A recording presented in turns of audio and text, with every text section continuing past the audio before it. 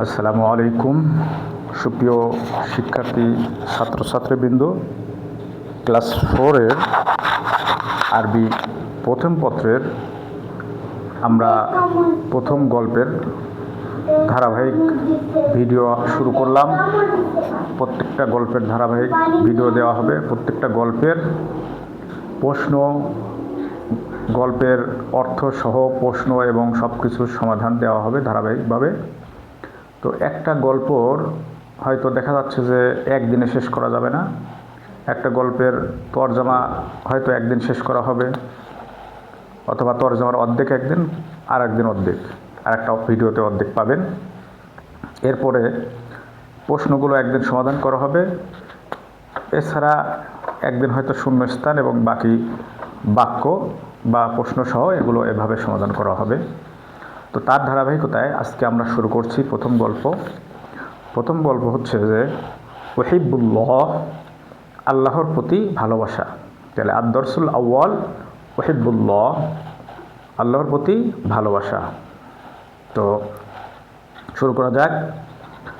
তো আল্লাহর প্রতি ভালোবাসা, এখানে একজন মা আছে, একটা মেয়ে আছে। এই মা এবং মেয়ে তারা কিভাবে আল্লাহর প্রতি ভালোবাসা প্রকাশ করে সেটাই এই গল্পের মাধ্যমে প্রকাশ করা হচ্ছে।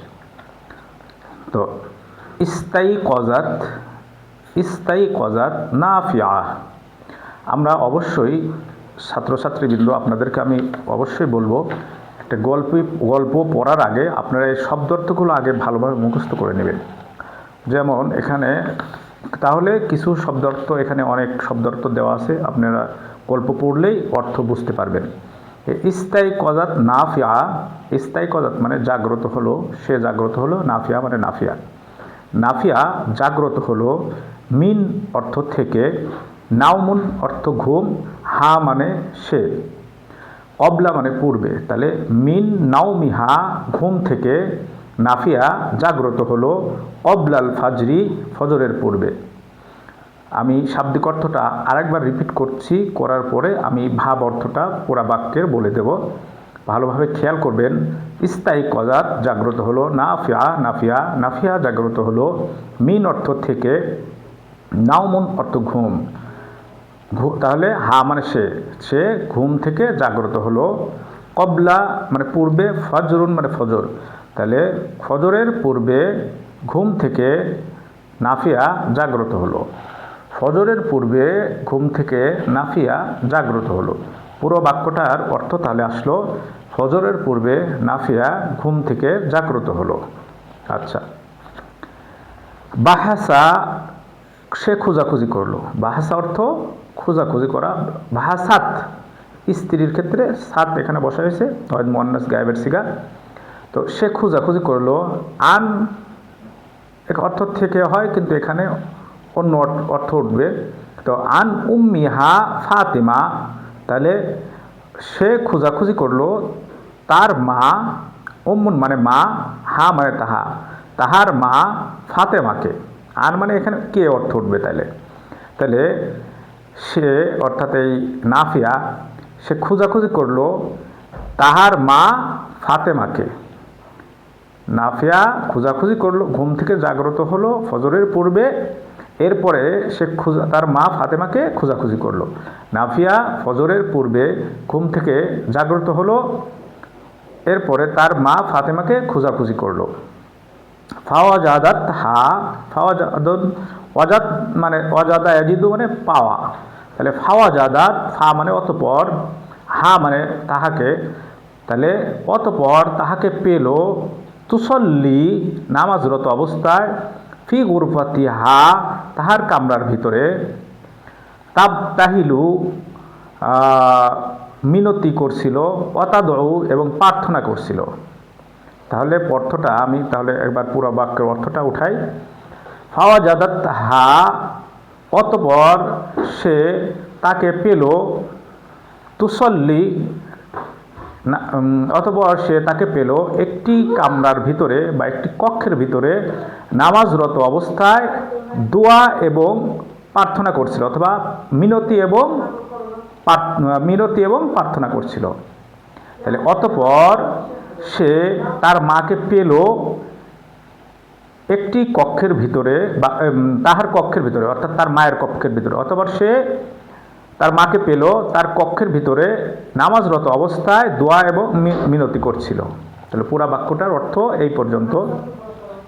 অর্থ এরকম হলো যে অতঃপর সে তার মাকে তার কক্ষের ভিতরে অতঃপর সে পেল তার মাকে তার কক্ষে, অতঃপর সে পেল তাহার কক্ষের ভিতরে নামাজরত অবস্থায় দোয়া এবং মিনতি করছিল। আচ্ছা, তাহার মানে কার? তার মায়ের কক্ষের ভিতরে। আচ্ছা, ইংতাজারত সে অপেক্ষা করলো। ইংতাজার মানে অপেক্ষা করা, ইন্তিজার আমরা জানি, ইংতিজার মানে অপেক্ষা করা, সচরাচর আমরা ইন্তিজার শব্দটা ব্যবহার করে থাকি। তাহলে ইংতাজারত সে অপেক্ষা করলো, ইংতাজারত নাফিয়া মানে নাফিয়া, অর্থাৎ নাফিয়া অপেক্ষা করলো, ফি আদাবিন, ফি মানে মধ্যে হয় কিন্তু এখানে হবে সাথে, অর্থাৎ আদবের সাথে। তাহলে সে আদবের সাথে অপেক্ষা করলো, হাত্তা ইহাতাক্কে অর্থাৎ যখন পর্যন্ত, তাহলে সে আদবের সাথে অপেক্ষা করলো যতক্ষণ না আতাম্মাত সমাপ্ত হলো, উম্মুহা তাহার মায়ের সলাত নামাজ। সে আদবের সাথে অপেক্ষা করলো যতক্ষণ না তার মায়ের নামাজ শেষ হলো। পুরা বাক্যের অর্থ, সে আদবের সাথে অপেক্ষা করলো যতক্ষণ না তার নামাজ শেষ হলো। এরবার সুম্মা অতঃপর ক্বালাত লাহা, তাহলে নাফিয়া তার মাকে বলল যে ক্বালাত লাহা, অতঃপর সে তার মাকে বলল বা তাকে বলল, উম্মি হে আমার মা। অতঃপর সে তার মাকে বলল, উম্মি হে আমার মা, লিমাজা তুসল্লিনা, এখানে তুসল্লিনা স্ত্রীর ক্ষেত্রে ব্যবহার হয়েছে, তুসল্লা পুরুষের ক্ষেত্রে ব্যবহার হয়, এটা আমরা জানি অনেকেই। এই লিমাজা কিসের জন্য বা কিসের নামাজ, লিমাজা কিসের জন্য, কিন্তু এখানে হবে লিমাজা তুসল্লিনা ফি হাজাল ওয়াক্তি, যে তুমি এই সময়, হাজা ইহা অল ওয়াক্তুন মানে সময়, তাহলে এই সময়, ফি মানে মধ্যে, তাহলে তুমি এই সময় কিসের নামাজ পড়ছো বা কোন নামাজ পড়ছো, তুমি এই সময় কোন নামাজ পড়ছো বা তুমি এই সময় কিসের নামাজ পড়ছো। কিসের অর্থটাই প্রকৃতপক্ষে ভালো অর্থ হয়। তাহলে সে বলতেছে সুম্মা ক্বালাত লাহা উম্মি, অতঃপর নাফিয়া তার মাকে বলল, লিমাজা তুসল্লিনা ফি হাজাল ওয়াক্তি, তুমি এই সময় কিসের নামাজ পড়ছো। লাম ইউআজ্জান লিল ফজরি বাদ, এখনো তো ফজরের আজান হয়নি, সুতরাং তুমি এই সময় কিসের নামাজ পড়ছো, তুমি এই সময় কিসের নামাজ পড়ছো, এখনো তো ফজরের আজান হয়নি।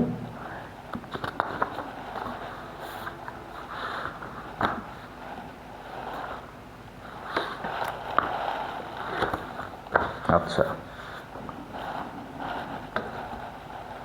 ক্বালাতিল উম্মু, অতঃপর তার মা বলল, ক্বালাতিল উম্মু তার মা বলল, ইয়া নাফিয়া হে নাফিয়া, ইন্না হাযাল ওয়াক্তুস সেহরি, নিশ্চয়ই এই সময়টা, সেহরুন মানে সেহরি খাই আমরা রাতের শেষ ভাগে, সুতরাং বলতে হবে যে নিশ্চয়ই এই সময় এটি রাতের শেষ ভাগ, নিশ্চয়ই এটি রাতের শেষ ভাগের সময়, নিশ্চয়ই এটি রাতের শেষ ভাগের সময়। তাহলে ক্বালাতিল উম্মু ইয়া নাফিয়া, তার মা বলল হে নাফিয়া, ইন্না হাযাল ওয়াক্তুস সেহরি, নিশ্চয়ই এটা রাতের শেষ ভাগের সময়। এনজিলু রব্বুনা, এনজিলু মানে নেমে আসে, রব্বুনা মানে আমাদের প্রভু, না মানে আমাদের জমা মুতাকাল্লিমের, তাহলে এনজিলু রব্বুনা আমাদের প্রভু নেমে আসে, ইলাস সামা ইদ দুনিয়া ফিসসুলুসিল আখির মিনাল লাইল, তাহলে দুনিয়ার শেষ অর্থাৎ শেষ আসমানে, ফিসসুলুসিল আখির মিনাল লাইল রাতের 31 অংশের শেষ ভাগে। তাহলে আমরা এটাও বলতে পারি যে রাতের শেষ ভাগে আমাদের প্রভু শেষ আসমানে নেমে আসে, রাতের শেষ ভাগে আমাদের প্রভু শেষ আসমানে নেমে আসে অথবা দুনিয়ার আসমানে নেমে আসে।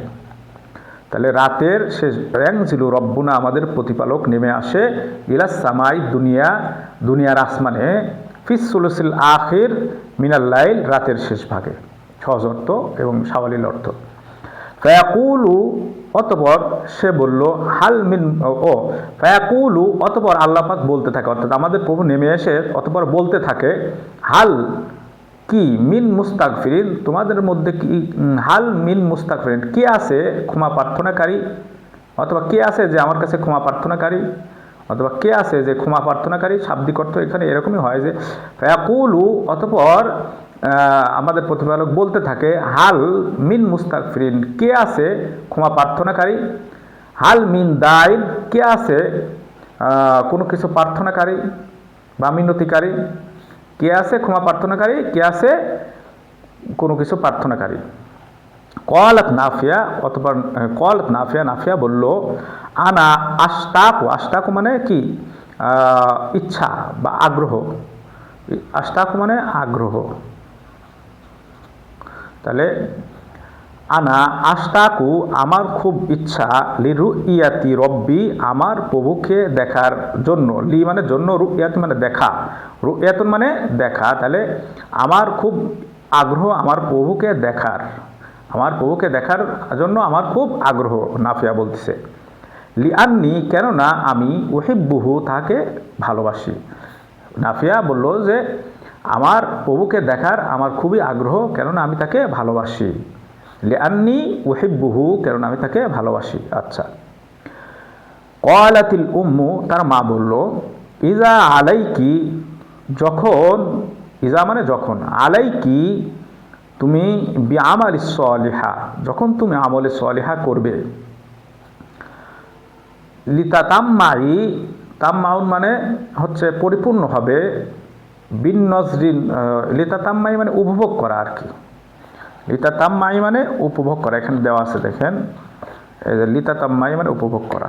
আচ্ছা, তাইলে লিতাতাম্মাই তুমি উপভোগ করবে, তাইলে যখন ইজা আলাইকি বিআমালিস সলিহা, যখন তুমি আমলে সলিহা করবে তখন তুমি উপভোগ করতে পারবে বা উপভোগ করবে বিন নাজরি লিনুরি ওয়াজহিল্লাহিল কারীম, যে তখন তুমি তোমার দৃষ্টি দ্বারা বা তোমার চক্ষু দ্বারা, তখন তুমি তোমার দৃষ্টি দ্বারা উপভোগ করবে। ক্বালাতিল উম্মু তার মা বলল, বা ফাতেমার মা, নাফিয়ার মা বলল ইজা আলাইকা কি বিআমালিস সলিহা, যখন তুমি আমলে সলিহা করবে,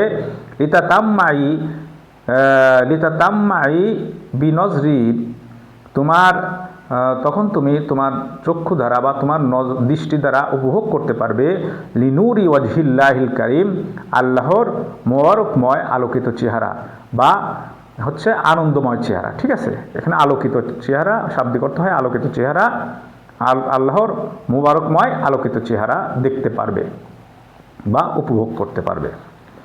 আচ্ছা, ক্বালাত নাফিয়া, নাফিয়া বলল নাম, হ্যাঁ, ইয়া উম্মি, হে আমার মা। নাফিয়া বলল হ্যাঁ, হে আমার মা, বা জি, হে আমার মা। সাআহফাজুল কুরআন, সাআহফাজুল কুরআন ওয়া আকসারু মিনাস সালাত, আমি কোরআন মুখস্থ করব, ওয়া আকসিরু মিনাস সালাত বলছে আমি খুব শীঘ্রই কোরআন মুখস্থ করব, ওয়া আকসিরু মিনাস সালাত এবং বেশি বেশি কি করব, নামাজ আদায় করব। তো সেজন্য যেহেতু নাফিয়ার মা বলেছিল যে যে আমলে সলিহা করবে সে তার দৃষ্টি দ্বারা আল্লাহর মোবারকময় চেহারা উপভোগ করতে পারবে, সেজন্য নাফিয়া বলতেছে ক্বালাত নাফিয়া, নাফিয়া বলল নাম, হ্যাঁ, জি, হে আমার মা, খুব শীঘ্রই আমি কোরআন মুখস্থ করব এবং বেশি বেশি নামাজ পড়ব। ক্বালাতিল উম্মু তার মা বলল নাম, জি, বা হ্যাঁ, ইয়া নাফিয়া, হে নাফিয়া, হ্যাঁ, হে নাফিয়া। ক্বালাতিল উম্মু নাম ইয়া নাফিয়া, তার মা বলল হ্যাঁ, হে নাফিয়া। ফামান আরাদা আন ইউকাল্লিমাল্লাহ, যদি কেউ আল্লাহর সাথে কথা বলতে চায়, আন মানে যদি, আন ইউকাল্লিমাল্লাহ আল্লাহর সাথে কথা বলতে চায়, আরাদা মানে চাওয়া, আরাদা মানে চাওয়া অর্থাৎ চায়, যখন যদি কেউ আল্লাহর সাথে কথা বলতে চায়, ফির দুনিয়ার মধ্যে, যদি কেউ আল্লাহর সাথে কথা বলতে চায় দুনিয়ার মধ্যে, ফাল্লিসাল্লাহ তাহলে যেন সে নামাজ পড়ে।